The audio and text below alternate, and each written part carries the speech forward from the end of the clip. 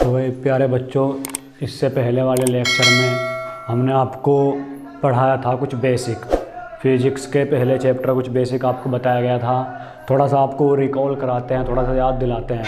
हमने आपको बताया था कि तुम्हारा जो आवेश है वो पॉजिटिव और नेगेटिव दो तरह का होता है, लेकिन द्रव्यमान जो होता है वो एक तरह का होता है। हमने तुम्हें बताया था कि आवेशों के मध्य आकर्षण और प्रतिकर्षण दोनों हो सकते हैं, लेकिन द्रव्यमान के मध्य केवल आकर्षण ही होगा, उसको हम गुरुत्वाकर्षण बल बोलते हैं।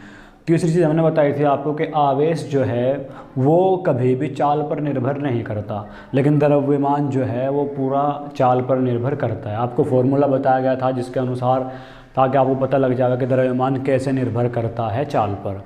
कुछ आपको बेसिक बातें बताई गई थी, जैसे कि तुम्हें बताया गया था आवेश का ऐसा ही मात्रक कूलाम होता है। आवेश दो तरह के होते हैं, पॉजिटिव और निगेटिव। पॉजिटिव में रिपल्सन होता है और पॉजिटिव निगेटिव में अट्रैक्शन होता है। तो उससे आगे शुरू करते हैं प्यारे बच्चों। सबसे पहला टॉपिक है तुम्हारा 12th फिजिक्स का, जिसको हम बोलते हैं आवेश का संरक्षण।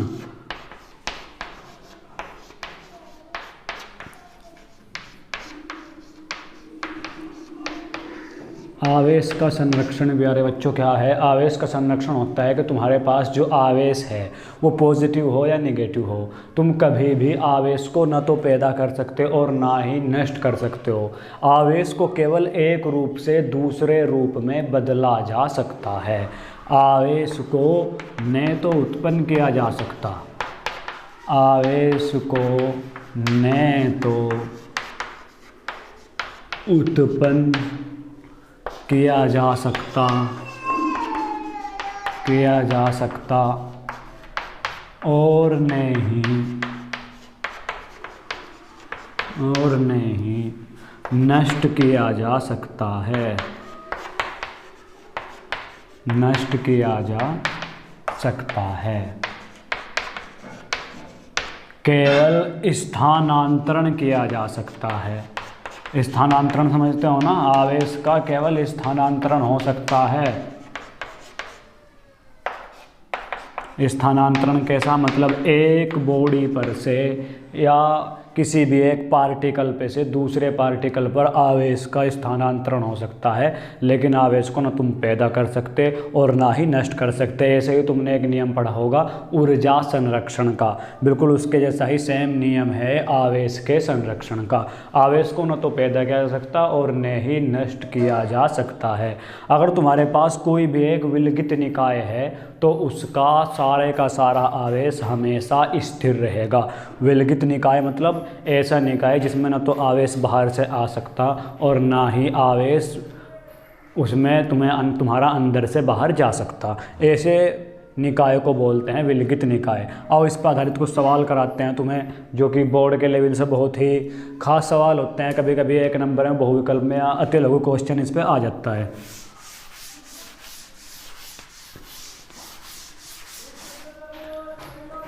तुम्हें बताया जाएगा कि तुम्हारे पास एक विलगित निकाय है, ये एक विलगित निकाय है।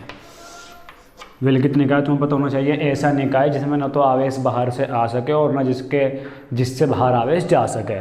तुम्हें बोल रहा है कि तुम्हारे पास यहाँ पर 3 पार्टिकल या 4 पार्टिकल हैं, एक पर 2 कूलाम आवेश, दूसरे पर 3 कूलाम आवेश और एक पर -2 कूलाम आवेश।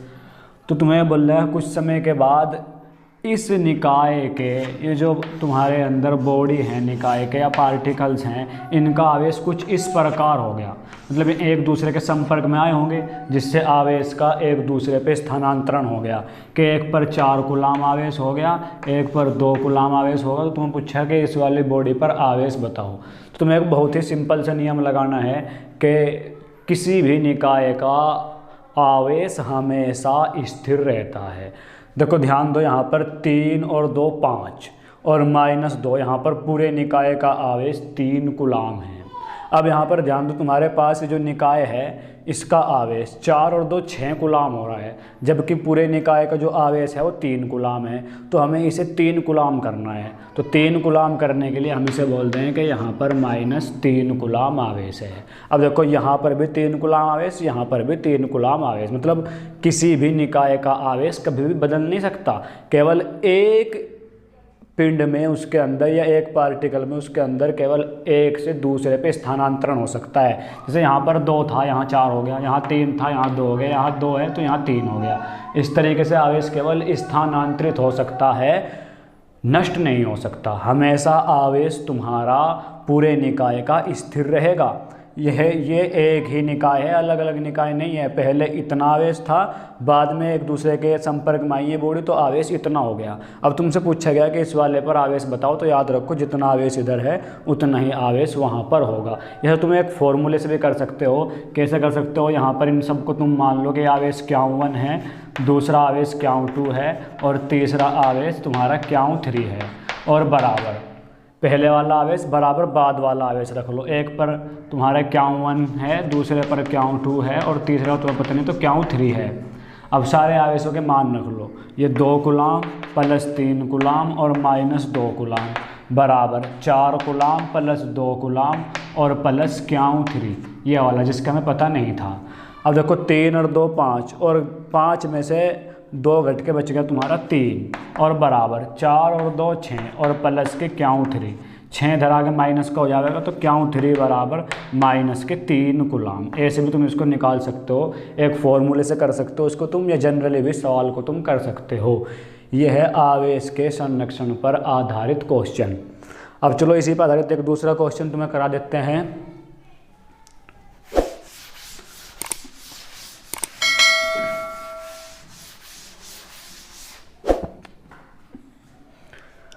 तुम्हारे पास एक निकाय है, उसमें चार्ज था एक पिंड पर 5 कूलाम, दूसरे पर 2 कूलाम, एक पिंड पर -4 कूलाम। कुछ समय पश्चात निकाय का जो आवेश है वो इस तरीके से बदल गया कि एक पिंड पर 2 कूलाम हो गया, एक पर 3 कूलाम हो गया। तो तीसरे वाले पे तुम्हारे से आवेश पूछ लिया। इसे वीडियो को पॉज करके अपना आप ट्राई करें सब बच्चे। ऑप्शन दे देते हैं तुम्हें। पहला ऑप्शन 2 कूलाम, दूसरा ऑप्शन 3 कूलाम, तीसरा ऑप्शन 5 कूलाम और चौथा ऑप्शन 6 कूलाम। ट्राई करो बच्चों खुद, फिर हम कराएंगे। देखो ध्यान दो, 5 और 2 7, 7 में से अगर तुमने घटाया 4 तो तुम्हारे पास बचा कुल 3 कूलाम। जब यहाँ पर 3 कूलाम बचा तो यहाँ पर भी तुम्हारा इस निकाय पर भी 3 कूलाम कुल आवेश होना चाहिए। तुमने देखा 3 और 2 हो गया 5 कूलाम। अब 5 कूलाम को, ये -2 कूलाम है प्यारे बच्चों। अब अगर तुम्हें इस 5 कूलाम को किसी भी प्रकार 3 कूलाम बनाना है तो ये तुम्हें कितना चाहिए, ये तुम्हें चाहिएगा -2 कूलाम, क्योंकि तुम्हें पता होना चाहिए 5 में से 2 घट के ही तुम्हारा 3 कूलाम बचेगा। तो इस तरीके से जो क्वेश्चन है तुम्हारे हो सकते हैं सारे के सारे। इसको बोलते हैं आवेश का संरक्षण। उम्मीद है आपके क्वेश्चन समझ में आए होंगे, आवेश का संरक्षण समझ में आया होगा। अब इससे अगला टॉपिक जो होता है 12th के फिजिक्स में, वो होता है आवेश का क्वांटीकरण, क्वांटाइजेशन ऑफ चार्ज बोलते हैं इसको इंग्लिश में। आवेश का क्वांटीकरण, आवेश का क्वांटीकरण। प्यारे बच्चों, आवेश का क्वांटीकरण ध्यान से समझो क्या होता है। देखो तुम्हारे पास मान लो कोई एक बॉडी है, बॉडी कुछ भी हो सकती है, फिजिक्स में इतनी चीज़ तुम्हें पता होना चाहिए। ये एक बॉडी है, मान लो पहले न्यूट्रल है, न्यूट्रल मतलब उदासीन है।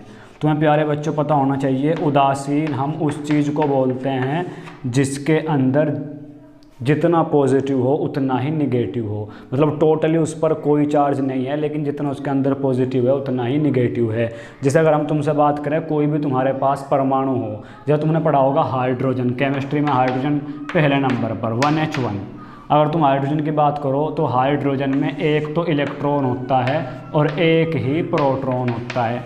इस वजह से एक इलेक्ट्रॉन और एक प्रोटॉन, ये माइनस का चार्ज से प्लस का चार्ज, और दोनों पे बराबर होने के कारण पूरा हाइड्रोजन उदासीन होता है। हाइड्रोजन या मान लो सोडियम जो कि 11वें नंबर पे है, ये परमाणु क्रमांक होता है। इसका मतलब होता है कि इसमें जितने इलेक्ट्रॉन हैं उतने ही प्रोटॉन हैं। तुम्हारे इलेक्ट्रॉन और प्रोटॉनों की संख्या बताता है ये परमाणु क्रमांक।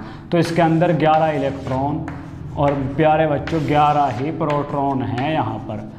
अब 11 इलेक्ट्रॉनों का चार्ज माइनस का और 11 प्रोटॉनों का चार्ज प्लस का, जो कि बराबर है। इस वजह से कोई भी तुम्हारा परमाणु जो है केमिस्ट्री के अंदर वो उदासीन होता है। तो उदासीन वे चीज़ें होती हैं जितना कि उन पर पॉजिटिव चार्ज उतना ही निगेटिव चार्ज अगर हो तो उस बॉडी को उदासीन बोलते हैं। तो हमारे पास ये एक बॉडी है उदासीन। अब हमें क्या करना है, इसको आवेशित करना है। अब आवेशित करने के प्यारे बच्चों दो तरीके होते हैं, या तो किसी भी बॉडी से इलेक्ट्रॉन ले लेना या उसको इलेक्ट्रॉन दे देना। कभी भी हम प्रोटॉन को ना तो ले सकते और ना ही प्रोटॉन को दे सकते। केवल जो भी छेड़छाड़ होगी वो इलेक्ट्रॉनों के साथ होगी। मान लो हमने इससे इलेक्ट्रॉन लिए, हमने इससे इलेक्ट्रॉन ले लिए 5। अब 5 इलेक्ट्रॉन लेने पर इसने इलेक्ट्रॉन दिए और हमने लिए या किसी दूसरी बॉडी ने लिए, उसके ऊपर तो आ जाएगा 5 इलेक्ट्रॉन माइनस का चार्ज और इस बॉडी के ऊपर आ जाएगा पॉजिटिव चार्ज। तुम इससे 5 इलेक्ट्रॉन ले सकते हो। मान लो तुमने 7 इलेक्ट्रॉन लिए, तुमने 10 इलेक्ट्रॉन लिए या तुमने 100 इलेक्ट्रॉन लिए। जब भी तुम इलेक्ट्रॉन लोगे वो हमेशा एक पूर्णांक में लोगे। पूर्णांक मतलब पूरे नंबर में लोगे, जैसे 2, 4, 6, 10, 12। कभी भी भिन्न के रूप में नहीं ले सकते। मतलब किसी भी बॉडी से इलेक्ट्रॉन या हम ले रहे हैं या दे रहे हैं उसको कभी भी भिन्न के रूप में नहीं दे सकते। हम ये नहीं कह सकते कि हमने 3.5 इलेक्ट्रॉन दे दिए या हमने 2.5 इलेक्ट्रॉन दे दिए, हमने 3.5 इलेक्ट्रॉन ले लिया, 2.5 इलेक्ट्रॉन दे दिए। हम जब भी इलेक्ट्रॉन लेंगे या देंगे वो हम हमेशा पूर्णांक में ही लेंगे या देंगे। या तो हम 1 इलेक्ट्रॉन लेंगे, 2 इलेक्ट्रॉन लेंगे, 10 इलेक्ट्रॉन लेंगे, 100 इलेक्ट्रॉन लेंगे। जितने भी इलेक्ट्रॉन लेंगे उतना ही बॉडी पर चार्ज आ जाएगा। देखो ध्यान दो, हमने मान लो किसी 1 इलेक्ट्रॉन लिया तो इस बॉडी पर चार्ज आ गया 1 इलेक्ट्रॉन का, ठीक है, पॉजिटिव चार्ज आया इलेक्ट्रॉन लेने पर बॉडी से। अगर हम बॉडी को इलेक्ट्रॉन देते फिर नेगेटिव चार्ज आता। तो अगर हमने 10 लिए तो चार्ज आ गया 10 इलेक्ट्रॉन का। ऐसे ही अगर हमने n इलेक्ट्रॉन लिए तो चार्ज आ गया n का मतलब कोई भी नंबर, कोई भी पूर्णांक। n यहाँ पर एक पूर्णांक है बच्चों, ठीक है, कभी भी भिन्न नहीं हो सकते। यही आवेश का क्वांटीकरण है कि तुम आवेश को कभी भी भिन्न के रूप में नहीं ले सकते। या तो तुम आवेश को पूर्णांक में लोगे या लोगे ही नहीं, ठीक है। कभी भी आवेश भिन्न के रूप में नहीं लिया जा सकता। इसी को बोलते हैं आवेश का क्वांटीकरण, ठीक है। और आवेश के क्वांटीकरण में तुम्हें फॉर्मूला मिल गया क्यू बराबर Ne, ठीक है। अब इस पे आवेश के क्वांटीकरण पर आधारित कुछ सवाल कराने से पहले मैं तुम्हें थोड़ा सा कुछ एक्स्ट्रा ज्ञान दे देता हूँ, ज़रा ध्यान दो यहाँ पर।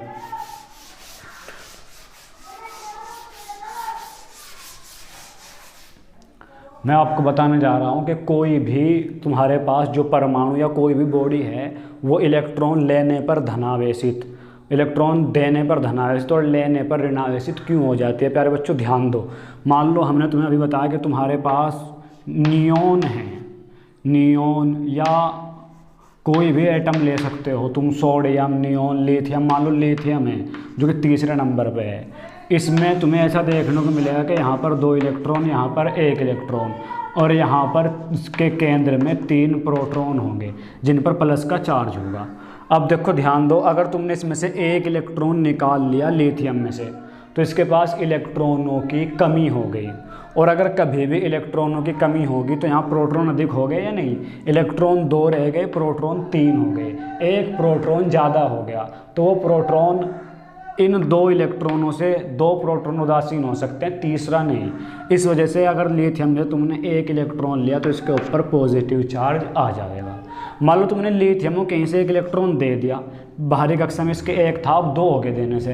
अब क्या हुआ, यहाँ पर प्रोटॉन 3 है लेकिन इलेक्ट्रॉन 4 हो गए। अब इसके पास इलेक्ट्रॉनों की अधिकता हो गई और अधिकता होने पर किसी भी चीज़ के ऊपर माइनस का चार्ज आता है। तो याद रखो, अगर कोई तुम्हें बोल रहा है कि इसमें इलेक्ट्रॉनों की कमी है, इलेक्ट्रॉनों की कमी है, तो जब भी तुम्हें बताया जाए कि इलेक्ट्रॉनों की कमी है तो समझ जाओ कि इस बॉडी पर धन आवेश है, पॉजिटिव चार्ज है। अगर कोई बोलता है कि इलेक्ट्रॉनों की कमी है, अगर कोई कहता है कि इलेक्ट्रॉनों की अधिकता है, इलेक्ट्रॉनों की अधिकता है, तो समझ जाओ कि बॉडी पर तुम्हारा कैसा चार्ज है, निगेटिव, ऋणावेश है, ठीक है प्यारे बच्चों।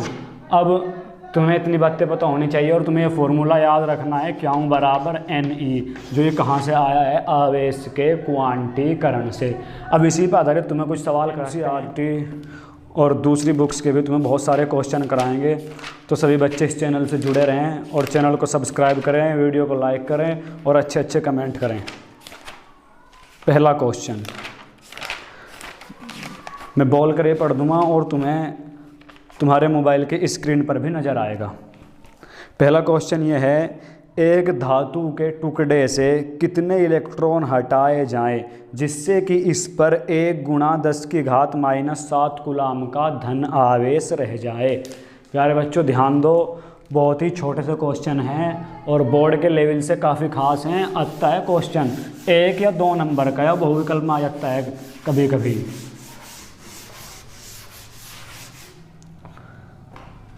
सवाल है, एक धातु के टुकड़े से कितने इलेक्ट्रॉन हटाए जाए। तो कितने बोल रहा है, कितने कहते हैं तुम समझ जाओ कि यहाँ पर संख्या की बात हो रही है, यानी तुमसे n की वैल्यू पूछ रहा है। जो क्यों बराबर n फॉर्मूला था उसमें n की वैल्यू पूछ रहा, कितने इलेक्ट्रॉन हटाए जाएं कि आवेश यानी क्यों जो है वो 1×10⁻⁻7 कूलाम हो जाए। अब तुम्हारे से n पूछ रहा तो तुम्हारे पास सिंपल सा फॉर्मूला होता है क्यों बराबर ne।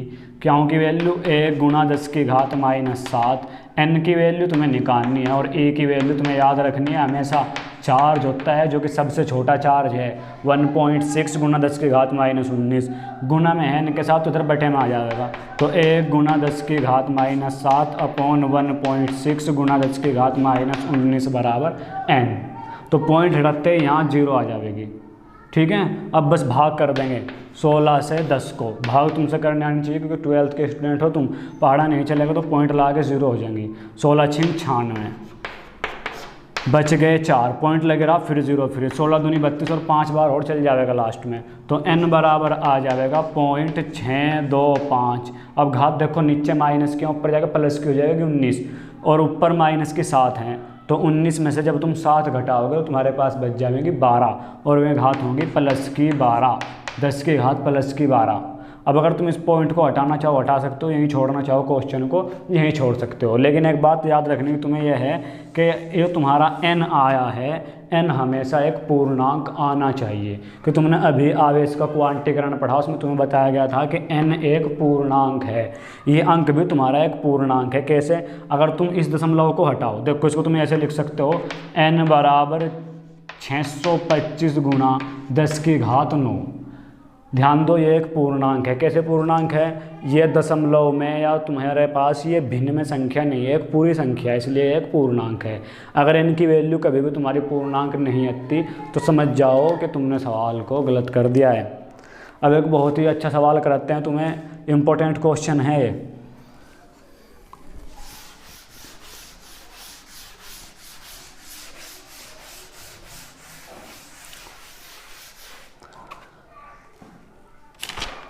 कि क्या 8 कूलाम आवेश किसी बॉडी पर हो सकता है? क्या 8 कूलाम आवेश किसी चालक पर हो सकता है? ऐसे क्वेश्चन ज़्यादातर बच्चे पूछे जाता है 1 या 2 नंबर में। 8 कूलाम आवेश पूछ रहा है, हो सकता है या नहीं। जब भी तुम्हारे से पूछे कि 8 कूलाम या 10 कूलाम तो तुम समझ जाओ कि यहाँ तुम्हें n की वैल्यू निकालनी है। और अगर n तुम्हारा पूर्णांक आता है तो इतना चार्ज किसी भी बॉडी पर हो सकता है, और अगर n पूर्णांक नहीं आता तो समझ जाओ कि ये चार्ज किसी भी बॉडी पर नहीं हो सकता। 8 कूलाम आवेश दिया हुआ है क्वेश्चन में, यानी क्यों की वैल्यू दे दी 8 कूलाम। ठीक है, और n तुम्हें निकालना है और e तुम्हें हमेशा याद रहना चाहिए। तो फॉर्मूला लगा दिया गया है क्यों बराबर ne। क्यों की वैल्यू 8, n तुम्हें निकालना है और e होता है 1.6 गुना 10⁻19। अब ये गुना में है तो इसके अपोन में आ जाएगा। तो तुम्हारे पास हो जाएगा 8/1.6 गुना 10⁻19 बराबर n। पॉइंट हटाओगे तो यहाँ पे 0 आ जाएंगे। 16 पंजे 80, तो 5 गुना घात ऊपर चार हो जाएगी प्लस की। तो प्यारे बच्चों तुम्हें पता होना चाहिए कि n की ये जो वैल्यू आई है ये एक पूर्णांक है, और अगर पूर्णांक आवे तो कोई भी बॉडी पर उतना चार्ज हो सकता है। अगर n की वैल्यू पूर्णांक नहीं आती तो उतना चार्ज नहीं होएगा। मान लो तुम्हारी n की वैल्यू ऐसे आती कि भाई 3/2 या 5/2 या 3.5। तो समझ जाओ कि इतना चार्ज किसी भी बॉडी पर नहीं हो सकता। और इस बात को भी ध्यान रखो बच्चों, अगर तुम्हारे पास n की वैल्यू ऐसी भी आती है कि 2.5 गुणा 10 की घात 2, तो समझ जाओ कि ये भी पूर्णांक है। कैसे पूर्णांक है? ये तुम्हारे पास इतना लिखा हुआ है, तुम्हें पता होना चाहिए। और 250 एक पूर्ण अंक होता है, न कि दशमलव में। ठीक है, अब इससे आधारित कुछ क्वेश्चंस तुम्हें इस लेक्चर के लास्ट में मिल जाएंगे, वे तुम खुद ट्राई करना।